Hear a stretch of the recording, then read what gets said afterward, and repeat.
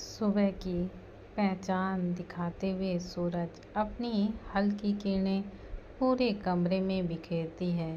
किरणें इस तरह से कमरे में फैल गईं कि आदित्य की आंखों को खोलने पर मजबूर सा कर देती हैं।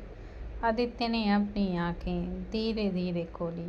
आंखें खुलते ही आदित्य को दिव्या का प्यारा सा चेहरा दिखाई दिया, जो उससे बिल्कुल लिपट कर सोई हुई थी। आदित्य दिव्या के चेहरे पर कुछ पल के लिए खो सा गया। फिर वो दिव्या से दूर होने के ख्याल से जैसे ही उठने की कोशिश करने लगा, उसे एहसास हुआ कि दिव्या ने अब भी उसे कसकर पकड़ा हुआ था।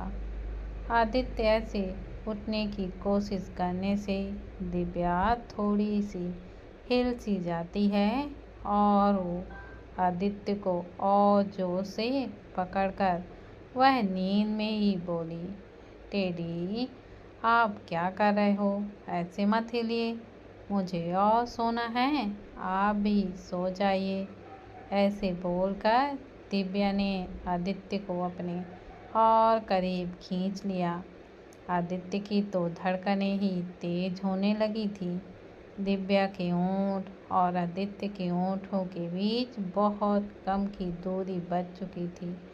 आदित्य थोड़ा कोशिश करते हुए फिर से दिव्या से थोड़ी दूर चला गया। दिव्या फिर से बड़बड़ाने लगी, टेडी, आप मुझे तंग करना बंद कर दीजिए। और आपका वजन इतना भारी और इतना हार्ड क्यों? इतना बोलते बोलते दिव्या ने जैसे अपनी आंखें खोली, जैसे ही दिव्या की आंखें आदित्य को खुद को घूरते हुए आंखों पर पड़ती है, वह जल्दी से उठ जाती है। लेकिन इस वजह से दोनों का सर टकरा गया। दिव्या अपना सर पकड़ के टकराने की वजह से दिव्या को बहुत दर्द हुआ, लेकिन आदित्य को तो कोई फर्क नहीं पड़ता। वो बेड से उठकर वॉशरूम में चला गया। दिव्या अपना सिर सहलाते हुए आदित्य को देखकर धीरे से बोली, पता नहीं इनका सर है या पत्थर। वहीं आदित्य तो वॉशरूम जा चुका था। कुछ वक्त में आदित्य जब वॉशरूम से बाहर निकला तो दिव्या एक नज़र भी उसको देख नहीं पाती, क्योंकि उसे अपनी हरकतें याद आने लगीं जो उसने आदित्य को अपना टेडी समझकर किया था। आदित्य हर बार की तरह तैयार होकर आईने के सामने खड़े होकर अपने बालों को सेट कर रहा था। वहीं दिव्या उसे बिना देखे हुए वॉशरूम में घुस गई। दिव्या के घुसते ही आदित्य कमरे से बाहर निकलकर चला गया। करीब आधे घंटे बाद आदित्य कुछ फाइल लेकर कमरे के अंदर आया। वो जैसे ही अपने कबर्ड से सामान निकालने के लिए बढ़ा, सामने दिव्या को देखकर उसकी नज़र वहीं ठहर गई।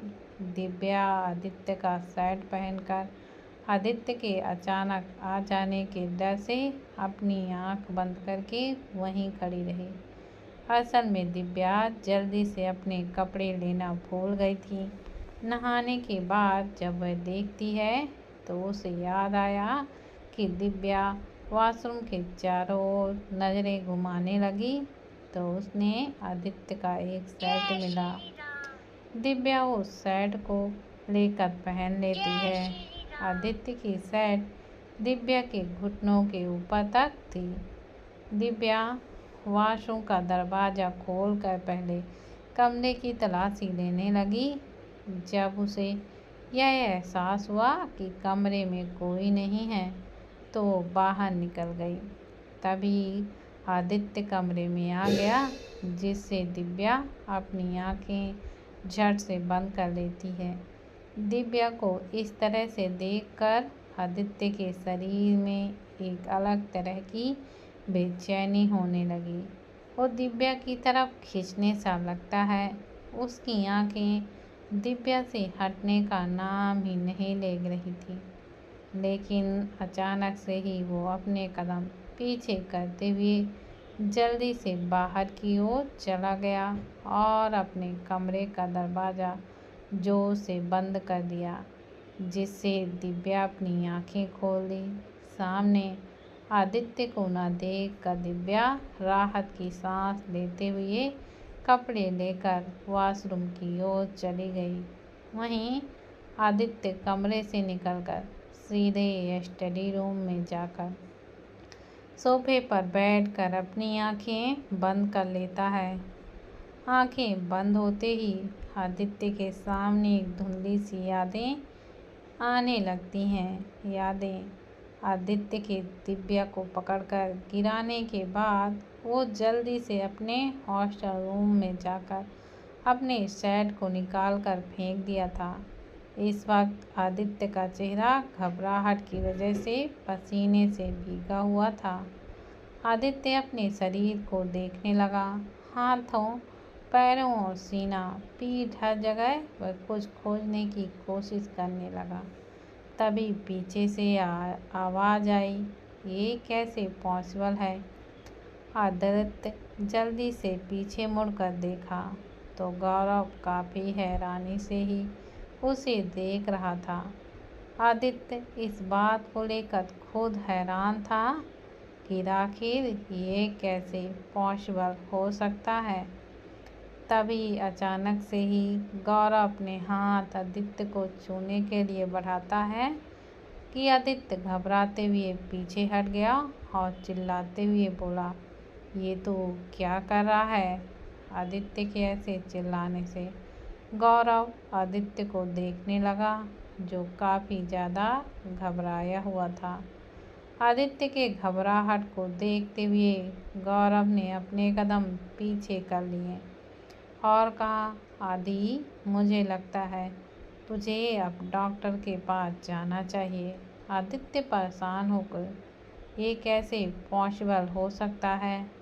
उस लड़की को छूने के बाद भी वो इतना बोलकर गहरी सोच में डूब गया। आदित्य यही सब सोच ही रहा था कि तभी उसे अपने कंधों पर किसी के हाथों के स्पर्श महसूस होता है। उसने आंखें खोलकर पीछे मुड़कर देखा तो गौरव मुस्कुराते हुए उसे ही देख रहा था। वहीं अनुज दूसरी तरफ अर्जुन के पास काफ़ी शांति से बैठा हुआ अर्जुन को काफ़ी देर से देखे जा रहा था। इस वक्त उसके आंखें थोड़ी सी नम सी थीं। अनुज अपने दर्दों को अर्जुन के पास रख कर जी ही रहा था कि उसे किसी का स्पर्श महसूस हुआ। जैसे उसने पीछे मुड़कर देखा तो दिव्या काफ़ी शांति से उसे ही देख रही थी। दिव्या को देखते ही अनुज अपने दर्दों को छुपाते हुए मुस्कुरा कर कहा, भाभी, आप यहाँ? दिव्या अपना हाथ हटाकर बोली, हम आपको हमारे साथ लेकर जाना चाहते हैं।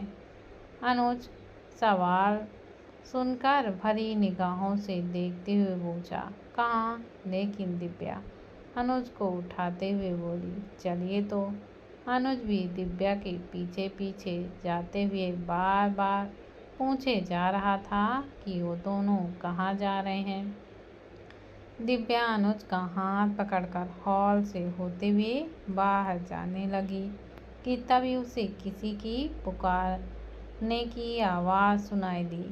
दिव्या, अपने नाम को सुनकर दिव्या पीछे मुड़कर देखा तो तरुणा देवी उनकी तरफ ही आ रही थी।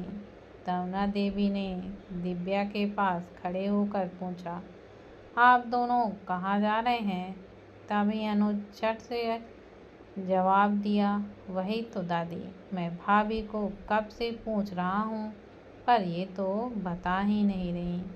तरुणा देवी अब दिव्या को देखने लगी।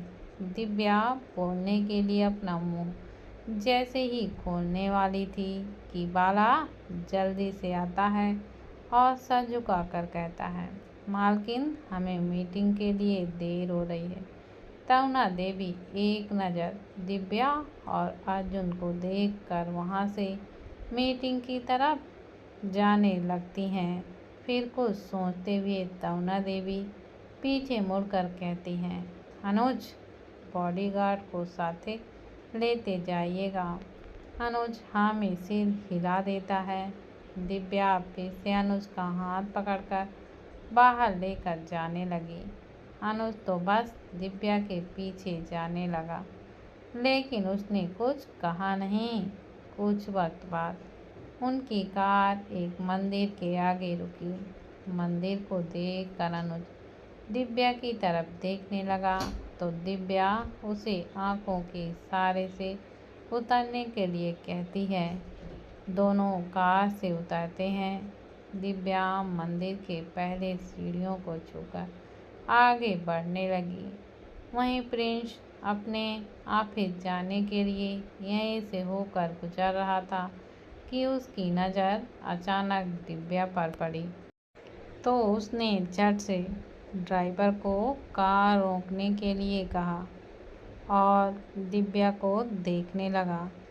दिव्या अपनी सादगी में बहुत ही ज़्यादा खूबसूरत लग रही थी। प्रियांश जैसे ही दिव्या के मिलने की मकसद से बाहर जाने वाला था कि उसकी नज़र अनुज पर चली जाती है। अनुज को देख प्रियांश वहीं पर रुक गया और अपने से ही कहा, ये अनुज सिंघानिया यहाँ पर क्या कर रहा है और दिव्या इसके साथ क्या कर रही है। फिर उसने कुछ सोचते हुए ड्राइवर को देखते हुए कहा, सुनो, पता करो तो ये सिंघानिया यहाँ क्या कर रहे हैं।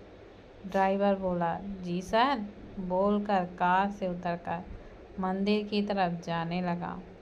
वहीं अनुज और दिव्या मंदिर के अंदर पहुँच गए। अनुज को देखते ही पंडित जी उसके सामने आकर हाथ जोड़कर नमस्ते किया। अनुज दिव्या को पंडित जी से मिलवाते हुए, पंडित जी, ये मेरी भाभी हैं। दिव्या को देखकर पंडित जी उसे भी नमस्ते किया। दिव्या पूजा का सामान देते हुए कहती है, हमें अर्जुन के नाम से पूजा करानी है। पंडित जी सारा सामान लेकर पूजा करने लगे। वहीं अनुज हैरानी से दिव्या को देखे जा रहा था। दिव्या हाथ जोड़कर अपनी आंखें बंद कर लेती है। दिव्या को देखते हुए अनुज भी अपने हाथ जोड़कर आंखें बंद कर लिया। दिव्या बहुत श्रद्धा के साथ पूजा करने लगी। वहीं इधर प्रियांश का ड्राइवर वापस आया और ड्राइविंग सीट पर बैठ गया। उसके आते ही प्रियांश ने सवाल किया, कुछ पता चला। ड्राइवर ने जवाब दिया, सर, सिंघानिया परिवार की बड़ी बहू पूजा के लिए आई हैं। जैसे ही प्रियांश ने यह सुना उसे झटका सा लगा। फिर अपने में ही कहता है, मतलब दिव्या अर्जुन की वाइफ है। इतना बोलते उसके चेहरे पर परेशानी के भाव दिखाई देने लगे। वो ड्राइवर को ऑफिस जाने के लिए कहने लगा। इधर दिव्या और अनुज का पूजा खत्म हो चुका था और दोनों वहाँ पर बने बेंच पर बैठकर प्रकृति की खूबसूरती को देखने लगते हैं।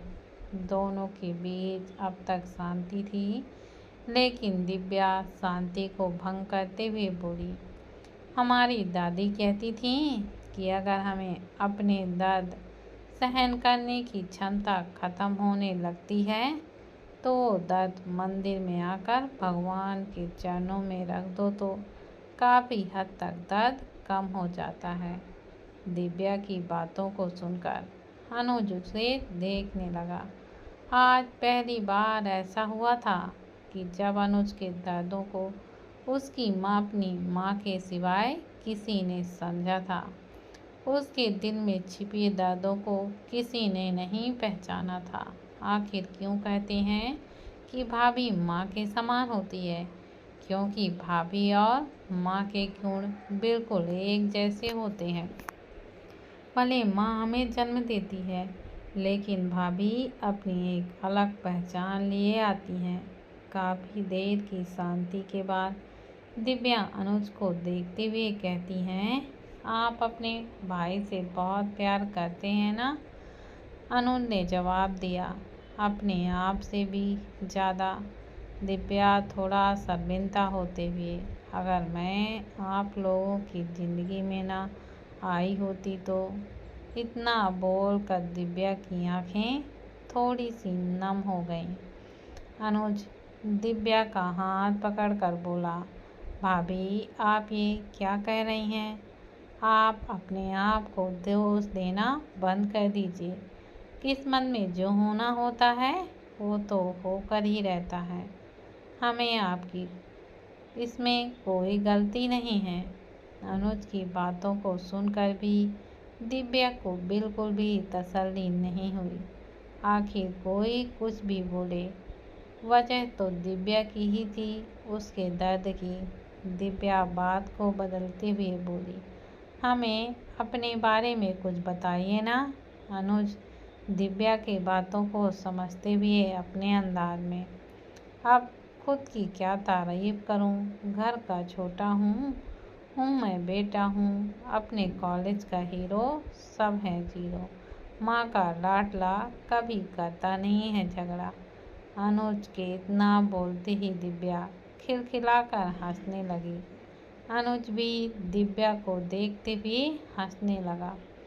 कुछ देर तक हंसते रहने के बाद दिव्या बोली, ये तो हमें भी पता है, कुछ ऐसा बताइए जो हमें न पता हो। अनुज काफ़ी असमंजस में बोला, जैसे?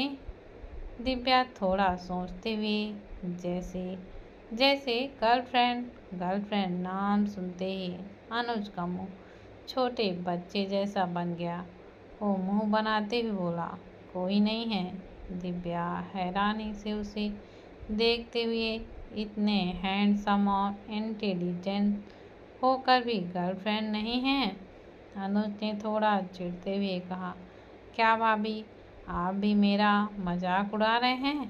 दिव्या मुस्कुराते हुए, हम कहाँ आपका मजाक उड़ा रहे हैं। अच्छा ठीक है, आपका ना सही, आपके भाई के। इतना बोलते ही दिव्या रुक गई। जैसे ही भाई शब्द उसके मुंह से निकला, दिव्या को अपने सामने आदित्य का चेहरा दिखाई देने लगा। जब उसे एहसास होता है कि उसने अनुज से क्या पूछ लिया, वह थोड़ा शर्मा सी गई थी, लेकिन अपने चेहरे पर दिखाई नहीं देती। आखिर क्या मोड़ लेंगी आदित्य और दिव्या की ये छोटी छोटी सी नज़दीकियाँ? क्या आ पाएंगे वह दोनों एक दूसरे के पास? यह जानने के लिए देखते रहिए मेरी कहानी अनचाही।